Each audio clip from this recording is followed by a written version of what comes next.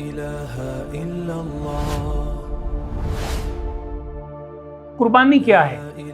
یہ سوال صحابہ کرام نے نبی کریم صلی اللہ علیہ وسلم سے کیا، ما حاضل اداہی یا رسول اللہ صلی اللہ علیہ وسلم، اے اللہ کے رسول یہ قربانیاں کیا ہیں؟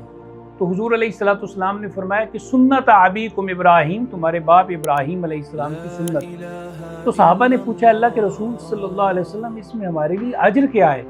تو حضور علیہ السلام نے فرمایا جو جانور تم اللہ کے راستے میں ذبح کرو گے اس کے ہر بال کے بدلے میں ایک نیکی ہے۔ تو صحابہ نے پوچھا کہ فصوف، تو یہ جو اون ہے تو اس کے حوالے سے کیا حکم ہے؟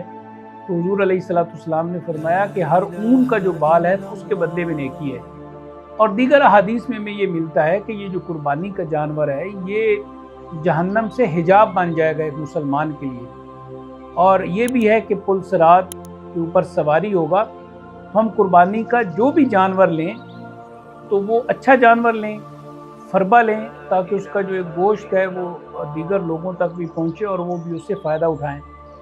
ایسا کانا نہ ہو جس کا کانا پن ظاہر ہو، ایسا لنگڑا نہ ہو جس کا لنگڑا پن بالکل واضح ہو۔ تو چھوٹے موٹے عیب تو ڈیفینیٹلی قابل قبول ہے، لیکن کوئی ایسا بڑا عیب نہ ہو جو جانور کے لیے بالکل بہت واضح اور پرومیننٹ ہو۔ اللہ تعالیٰ قربانی کا جو ثواب ہے وہ ہمیں پورے کا پورا عطا فرمائے۔